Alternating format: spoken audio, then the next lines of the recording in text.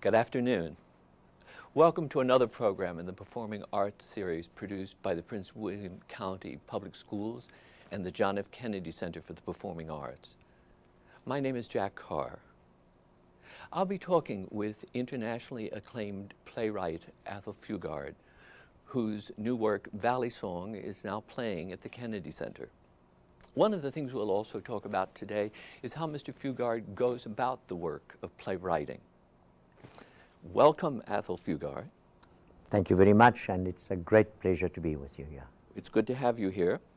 I think that many of our viewers today know something about several of your plays, plays which have been read and seen fairly widely in this country: The Blood Knot, Master Harold and the Boys, The Road to Mecca, and now Valley Song. But playwriting is not how you began your work in the theater, is it? No, I in fact started off as a stage manager. In an attempt to earn a living, I first tried my hand at journalism, and I wasn't too good at that. And then I got an opportunity as a stage manager, and it was really through that and meeting my wife, who at that point was a young fledgling actress in Cape Town, that I first focused on theatre as a possible medium for my writing ambitions, because I'd wanted to be a writer for as long as I could remember. I think, you know, when I was about 12 or 13, 14 years old, I already had a sense that my life was going to be about putting words down on paper in some form or the other. And because there was no theatre in my little hometown of Port Elizabeth, I made the obvious choices to start with, which was writing short stories and poetry and the great South African novel and all of those. And then I discovered plays when I was about, and theatre when I was about 22 years old. And that was the big turning point in my life. When you were a stage manager, you had an opportunity to learn a lot of things about what happens before a play is ever seen by an audience. That's correct. And then somewhere along the line in that process, you decided that you were going to be the word maker. Correct. What gave you that opportunity? Well, there was no real opportunity as such. There was just a compulsion inside myself to try, as I say, to forget about short stories and poetry, and to in fact try to write a play and use that medium as a form of self-expression. And you began to write plays about life as you knew it in South Africa. That is right. That is correct. That was actually, that made life rather difficult for me, because when I started writing plays in South Africa, most of what passed for theatre in my country was really just a pale imitation of what British theatre was supposed to be about. The notion that there could be a play about the nitty-gritty specifics of South Africa itself, about our own experience, was something that a lot of people thought laughable. And so when I started out trying to tell South African stories on the stage, I encountered initially a lot of indifference and sometimes outright hostility to the idea. But I persisted and eventually won the day. You talk about writing South African stories, and I think that perhaps here in the United States we don't know as much as we should know about what has happened in South Africa in this century. Perhaps one of the things we know is that apartheid began in 1948. Could you help us to understand a bit more about the South African context that led to the kind of plays that you write? Well, I grew up in South Africa. You're quite right. The 1948 marks the sort of the official birth of apartheid. But even prior to that, and in 1948, I was 16 years old, having been born in 1932. But prior to 1948, the South Africa in which I grew, apartheid already existed, but it was an uncodified lifestyle, if you know what I mean, an uncodified way of life. There was just a sense inherited from the colonial history of my country, which really involved a radical separation of the races, with those races which did not have a white skin becoming second and third class citizens. And of course, if you had a white skin, you were a first class citizen. And then in 1948, as I say, at the age of 16, the Afrikaner minority in the country won political power in a whites-only general election. And from that point on, they turned this unofficial form of segregation and discrimination, they turned it into an actual political philosophy, which ended up with the name of apartheid. And for the next 40 years, during which time they remained in power, they strengthened and they added one law, one discriminatory law after another to the statute books. And one of the things that you brought about in the writing of your plays is that you were a white author writing for black actors. Is that correct? Yes, well, one of the things I realized fairly early on, because as we progressed deeper and deeper into those 4 decades of apartheid, one of the things the government did, this very repressive regime, one of the things it did was to silence opposition. It either jailed people or banned them, to use a South African expression, which means that they couldn't speak out publicly or be published. One way or another, they created a climate of silence in the country in which people simply did not have the freedom to speak out. And what I realized is that actually theater was one of the ways one could break that conspiracy of silence, by using theater, by telling stories about people who were on the receiving end of these very, very repressive laws. One could in fact give them a voice. One could give the dispossessed and silenced black majority in South Africa a voice that could be heard. And I think that sense of theater, that sense of its social and political function, is one that has dominated all my writing. So in plays like Bozeman and Lena and The Blood Knot, Master Harold and the Boys, you were wanting audiences to go out thinking what kinds of things? Absolutely. What one tried to do, it was a two-pronged attack, if I might use that phrase.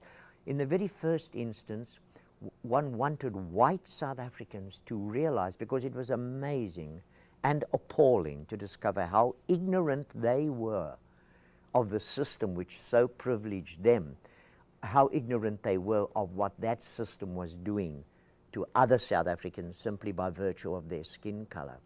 So it was an attempt to open their eyes and their hearts to the plight and the predicament of fellow black South Africans. But at the same time, it was also an attempt to give black South Africans courage, hope, that in fact, you know, ultimately there's a fight is on and that we will win. So you would be happy to be remembered as a person who helped to stir things politically and socially through your plays? Oh, very definitely. And, you know, I wasn't alone in that, let me just say, because I get a little bit self-conscious when the questions become as direct as that there were a lot of other writers in South Africa at that time, novelists.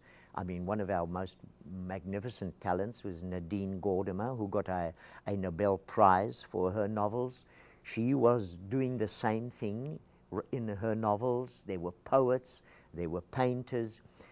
And I believe now, looking back on that struggle, I believe that it was the artistic community in South Africa and art in South Africa had a lot to do with the fact that we finally made a transition from what was virtually a fascistic state to a young fledgling democracy as relatively bloodlessly as we did, and as painlessly as we did.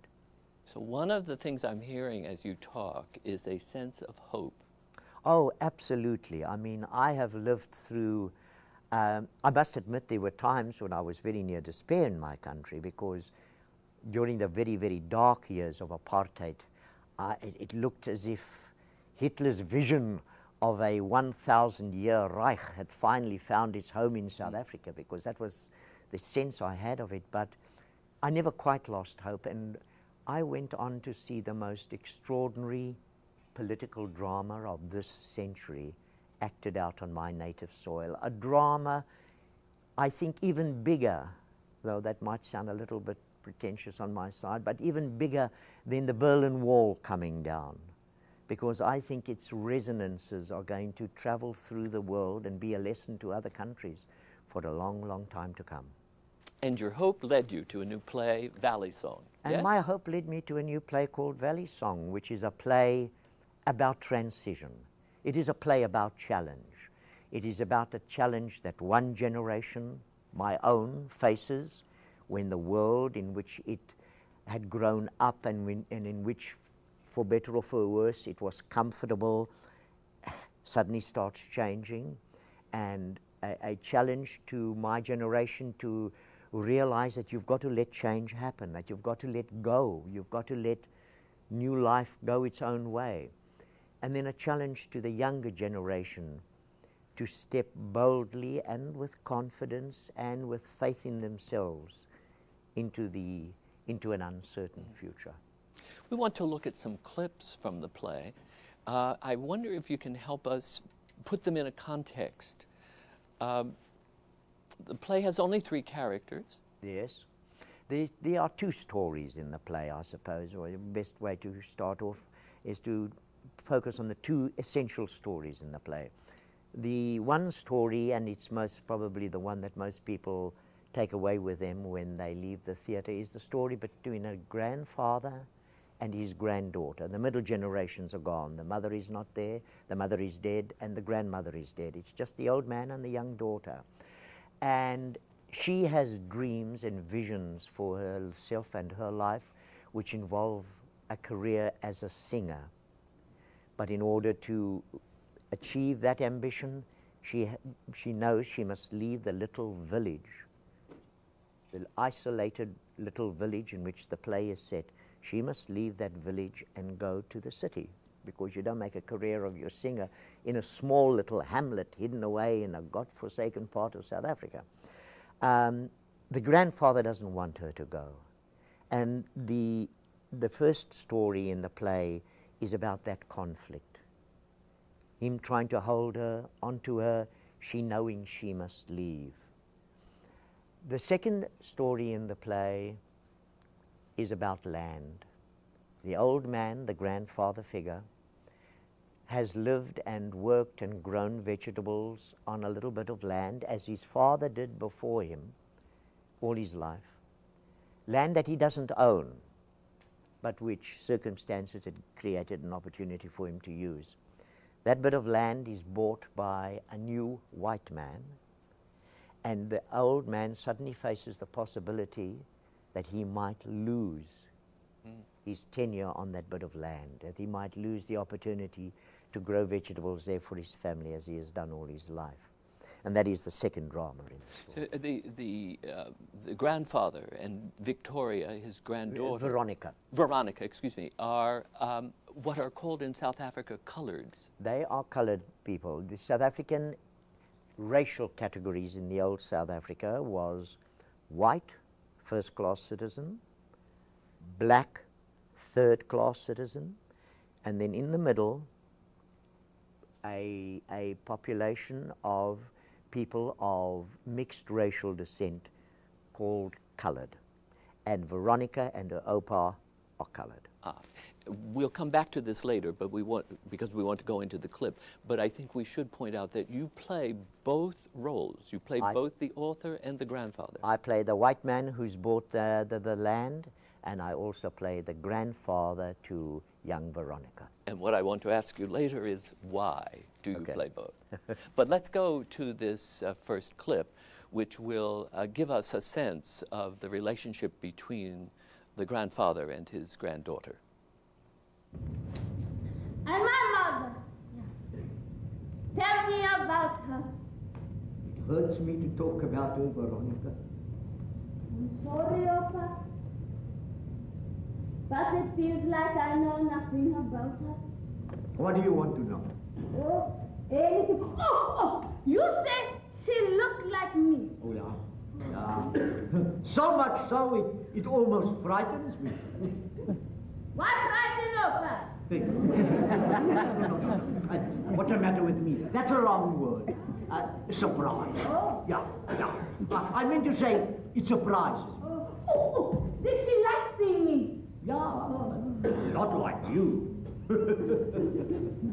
Hey, Veronica, definitely not like you. You remember something else? Yeah, but it's not about Caroline. It's about you. After your Oma got off the bus and we were walking home, I was carrying the suitcase and she was carrying you. You started to cry. Yeah, and I thought to myself, oh heavens, this child is going to be difficult. I can hear that right now. And I said so to your Oma. But she said, no, Bert, she's not crying. She's singing. Oma said that? No. She's singing, but she said, look for yourself. And I did. And so far, I could see she was right. You know the way a baby crumples and wrinkles up its face when it's crying, like a dirty old handkerchief you've been sneezing in all summer.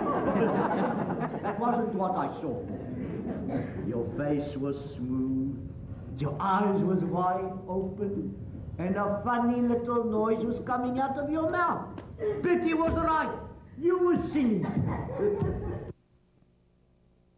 That the young woman there is Lisa Gay Hamilton, who is having a wonderful success these days, appearing in the new television series, The Practice, and who has a major film coming up this summer. That's correct. She's been cast in a film that's going to be made of Toni Morrison's Beloved. And despite her splendid accent, she's from Long Island, New York. That's right. I mean, I have had South Africans in the audience saying, so you brought her over from home, did you? You brought her back from South Africa.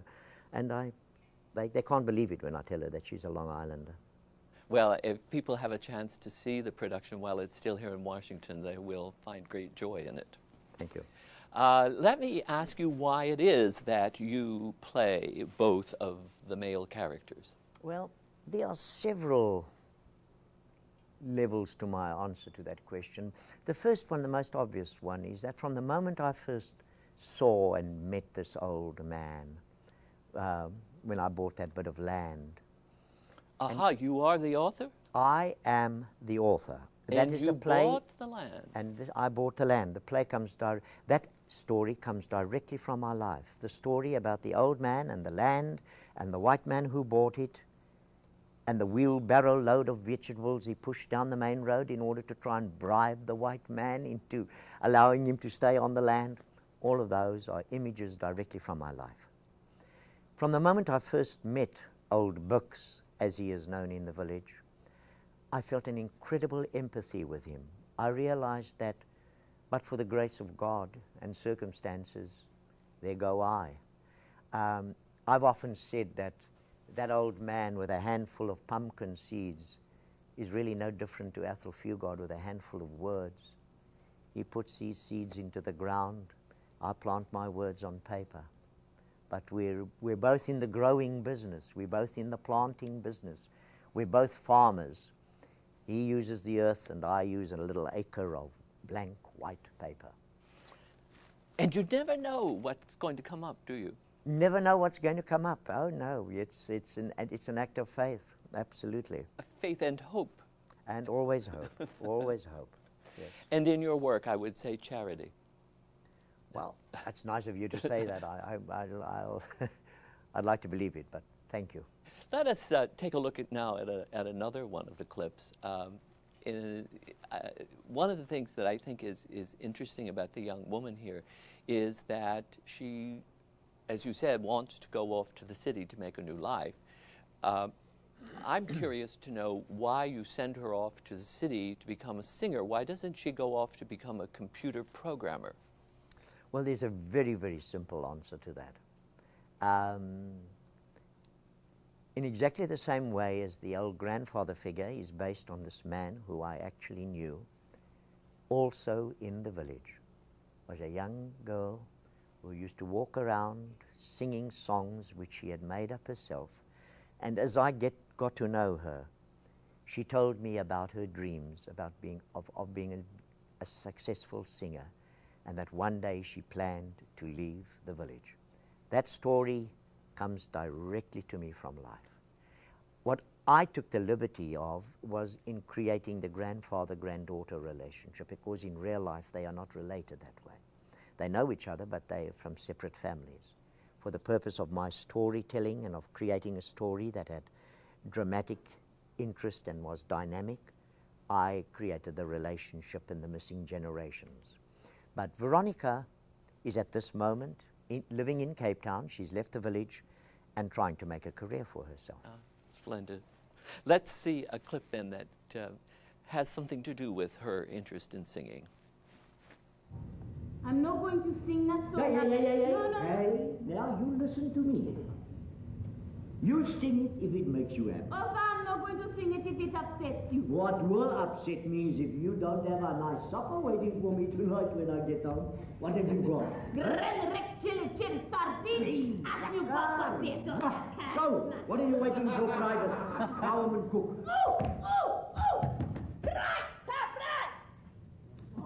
No, Veronica.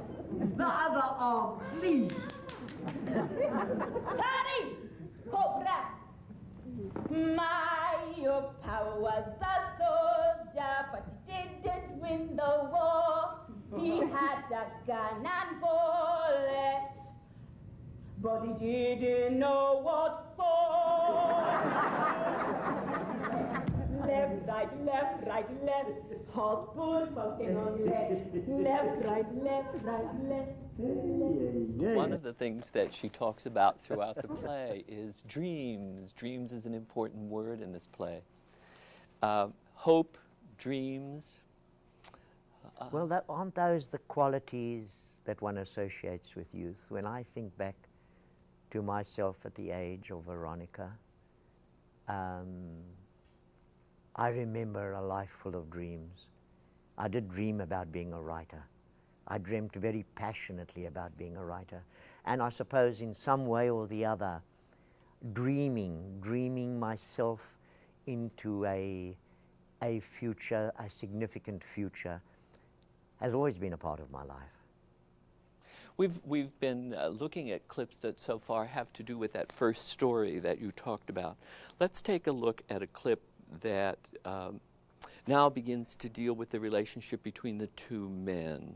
And in this instance, it is you as the author who is talking about the land. Yes, and you're talking directly to the audience. Yes, that's right. The play makes a lot of use of direct address to the audience, and a very intimate relationship between, even Veronica does at moments as well, though it is mainly the author who almost acts as a narrative device as the play proceeds. Let us see what he has to say about the fact that the land is now his. You know something? Huh? I think Alfred is being sad. No, Alfred is a scaredy cat. Oh, come on, Veronica. That is not fair. Huh? You know how hard it is to find work here in the valley. If Alfred tries to save up for a new bicycle, he could spend his whole life waiting for it. No, he won't. If he dreams properly, he will get it. Okay, so then, how do you dream properly? Oh, Yeah. you must see it. I believe it. Alfred must see that bicycle like he was watching it on TV. He must see himself sitting on it, riding around the village and ringing the bell and waving at everybody. Then he must believe that is what is going to happen. He must believe that as hard as he can. I don't think it works like that, Veronica. Yes, it does. Look, a lot of my big dreams didn't come true, and I saw them very clearly. That's because you didn't believe in them hard enough. I think I did. No, you didn't. I know what they would do. Anyway, I don't want to argue anymore. That's fun.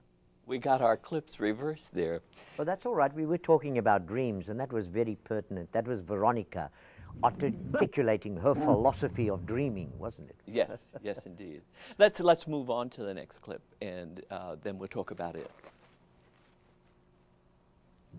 Bux put his first seed into that soil when he was just a few years old. When his father went to work for old Landman. Jaap Jonkers, that was his father's name.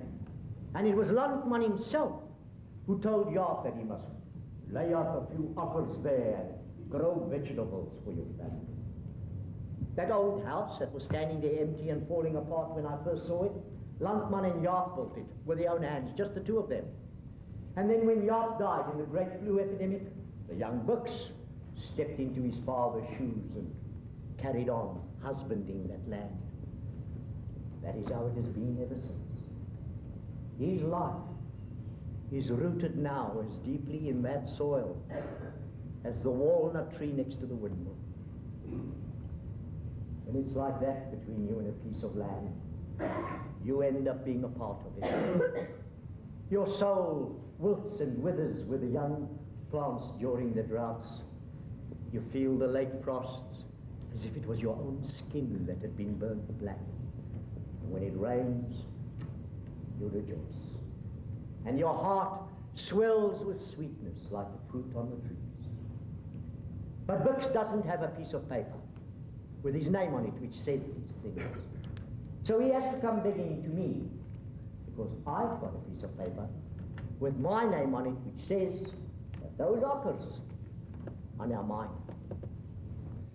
It's increasingly difficult, I think, in this country for us to understand the power of the idea of land. Can you talk about that at all? That's a very, very, very interesting observation, a very good observation, because I must admit that one of the things I am conscious of when I look at America today is how little faith there is, or how little attention is given anymore, or how little value is attached to the idea of growth.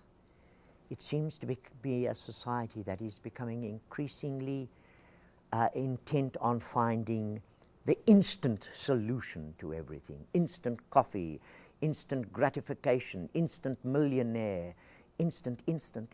At this notion of putting a seed into the ground, watering it, waiting, tending it, caring for it, living with it as it grows through, if it happens to be a tree, through a succession of seasons. That idea of growth seems to be something that America is losing touch of. Yes. We once had we did have a period of time when people did, as you do, celebrate the land. Mm-hmm. And the notion of passing land on to one's children and to one's grandchildren. And I find it very interesting here that as you are talking about the new South Africa, and that you have set it in the place in South Africa that is called the Great Karoo, a great semi-arid region, that somehow or other for me the land that you have your characters in represent the potential of South Africa, this vastness with its potential. That's correct. You see, one of the, one just also add, taking up on that point, that one of the top priorities that the government faces, for example, is in an attempt now to rectify the imbalances created by all those years of discrimination, the decades of apartheid, and then the centuries of colonial rule before that, colonial exploitation, is to rectify the imbalances. For example, I mean, at the time when our young fledgling democracy was born, 90% of South Africa's land area was owned by 10% of the population, which was the whites. and rectifying that imbalance and giving the black and colored peoples of South Africa, the people of color of South Africa, an opportunity now, because they couldn't do that under apartheid, giving them an opportunity to own land, would be just in order to build a house which they could call their own, or to in fact farm it and grow vegetables on it, but with proper ownership.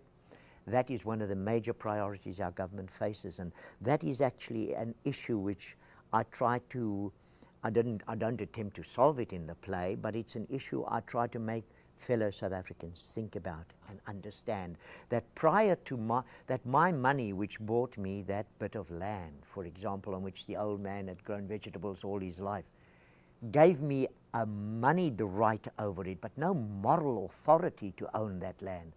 I believe that old colored man has got a greater claim to that land than I do, even though I paid hard cash for it. This is fascinating in light of our next clip, because in our next clip, the granddaughter complains that her grandfather is a slave to the land. Let's look at that.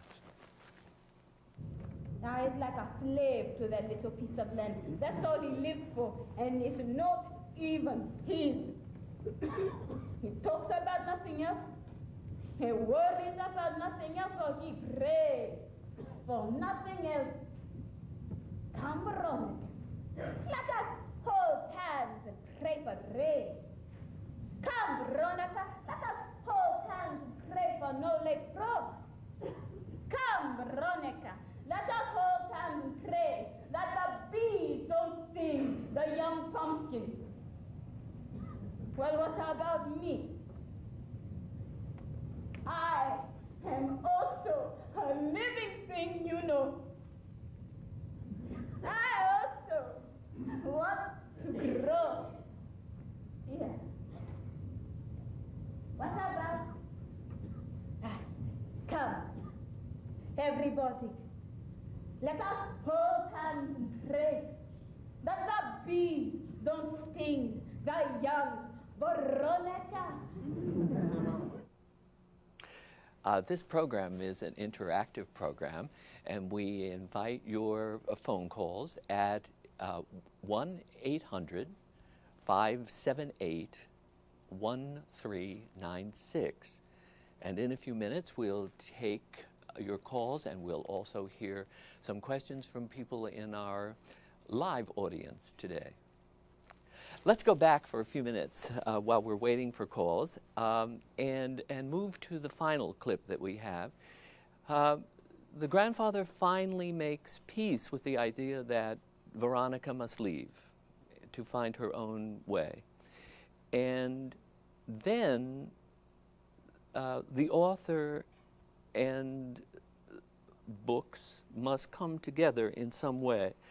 Tell us just a bit about that, and then let us see the last moments of the play. Well, again, the ending of my play, which you will see in this clip, comes to me directly from life. Although I bought that bit of land and owned it, I recognized the greater claim to it that the old man had. And when the next spring came around, and it was time to start planting again, I went to the old man and I said to him, "Here are pumpkin seeds, there's the land. Carry on." Ah, wonderful. Let's see the clip then. I found him in his little house, sitting at the kitchen table. When I walked in, he invited me nicely to sit down. I said, "No, I'm in a hurry, and so should you be. Come on, Bucks, onto your legs. Didn't you hear the rain last night? Oh, man, I'm telling you, down at my end of the village, it came down so hard, it sounded like that Sonderwarte military band of yours was practicing on the tin roof." Think of it, Bucks. Another spring has come. We are still here. Still strong enough to go out there and plant. Yeah? Tell me the truth now. You think back to your young days and tell me, did a woman ever smell as good as the Karua after a good rain? Hey? Or feel as good? Ground is soft, wet, wetty. And look what I got for you. Hey? Pumpkin seeds, but imagine it. An acre full of shiny, flat, white wood pumpkins as big as bloody donkey cart wheels. Hey? Come. Come. That's it. Come.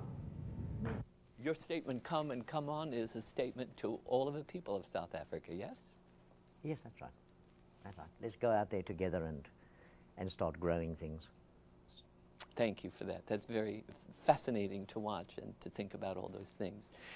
I think we would be remiss today, given who some of the people are in our audience, if we didn't talk a little bit about what advice you could give to young people who want to be writers, whether they want to be playwrights or other kinds. Well, I can only share what has happened to me. I can share, and I do that very, very happily, what my own experience as a young fledgling writer was, and what I realized very early on. And I think that's a very, very good bit of advice to any would-be young writer, is two bits of advice. Look at the world around you. Think of writing about and telling stories about the world you know, you understand, whose textures you can feel. First piece of advice. And then second piece of advice is just, well, in my case, when I started out as a writer, that was before the age of computers, I dipped my pen in my bottle of ink and I started writing. I simply put words down on paper. And I continued to do that almost as a daily exercise by way of a notebook or a journal that I keep. It's where I put down all the ideas and images that come to me every day as I live my life.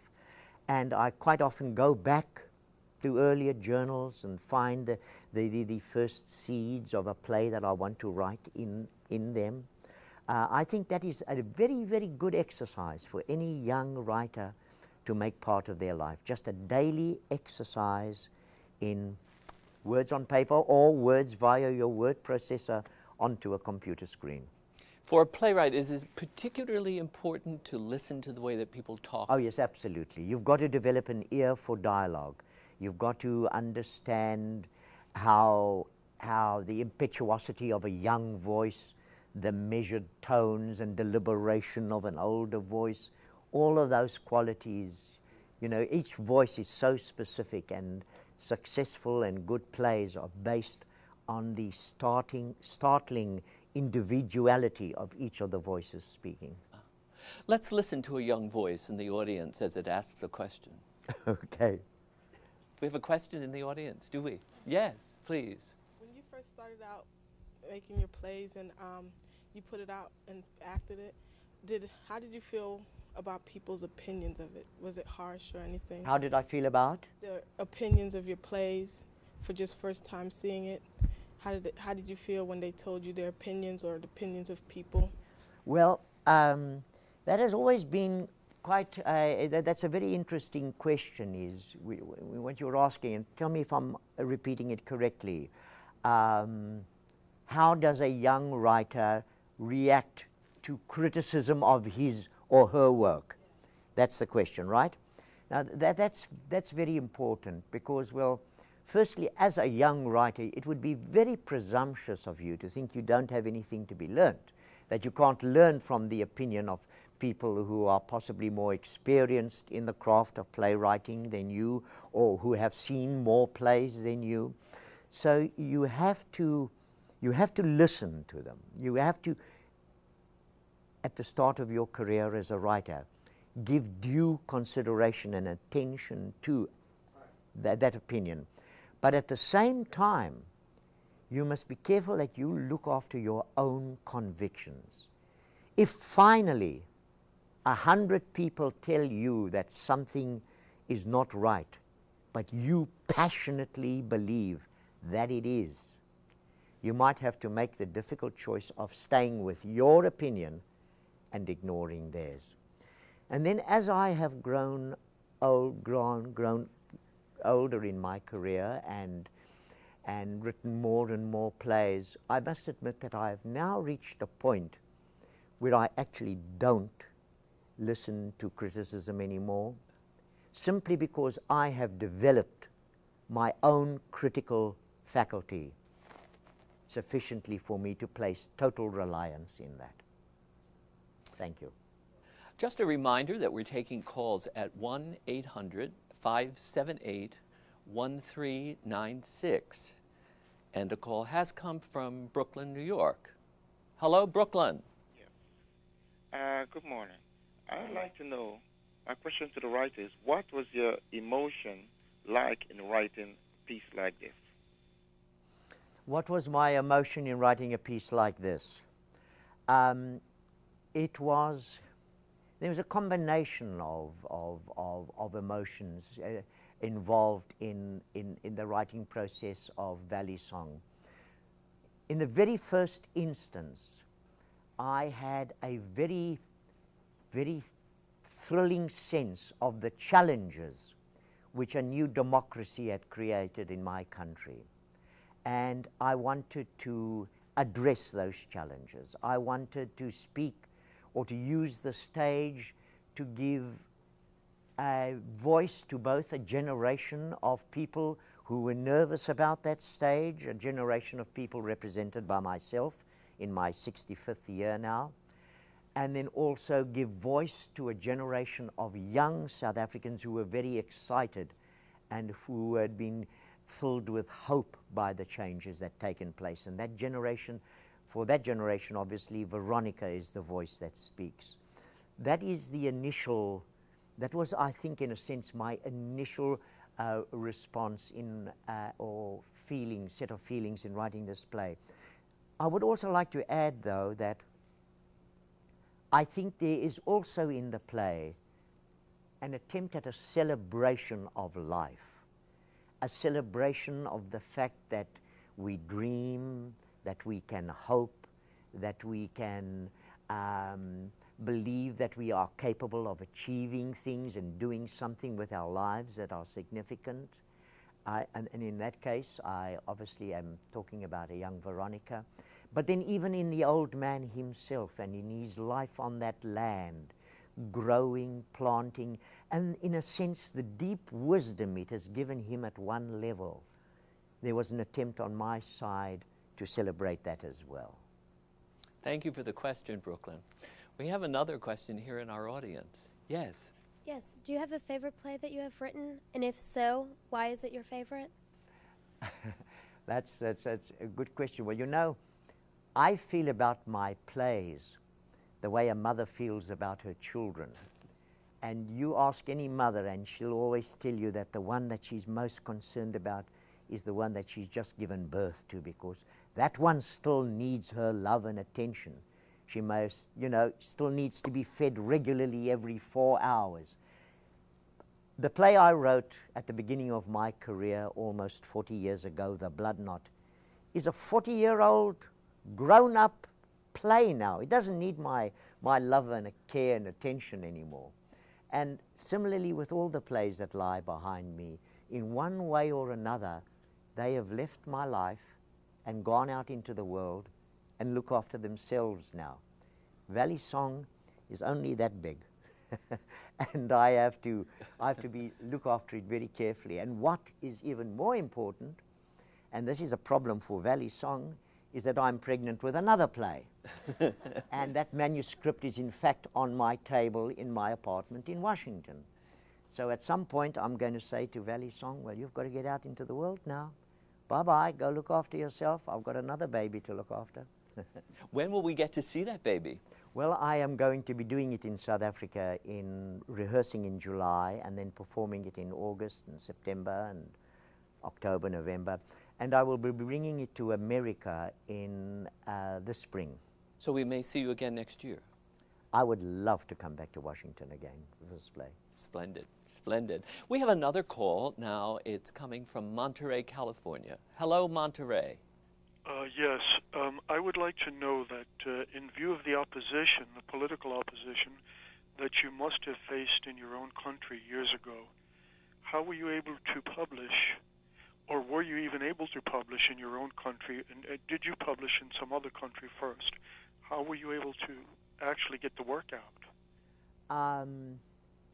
You're touching, of course, on one of the tremendous challenges that we writers faced, we writers who were in, as it were, dissident voices, who were in opposition to the government. You're touching on the huge problem and the daily dilemma we had with the question of censorship, because it was an awesome reality in our lives. I mean, just as a little sidetrack before addressing your specific question, I can't tell you how many times at my desk when I was writing a play, I literally would pause, pen in hand, and think to myself, dare I put that word, that thought down on paper?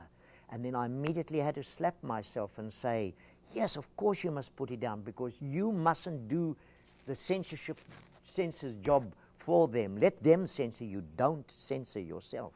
So anyway, that just as a little aside to your question, sir. Because of various loopholes in our legislation, and because the political statements in my play are not all that overt, and also because there is nothing of what could be called sexually dangerous or offensive material in my play, the actual publication of my plays has had a relatively easy life in South Africa, in the sense that I found a publisher who would then put it in book form and put it out. One or two of the plays, well, in fact, about 3 or 4, in fact, ran into trouble, and there were threatened public burnings of the plays. Schools were going to be told to destroy copies of my plays and things like that.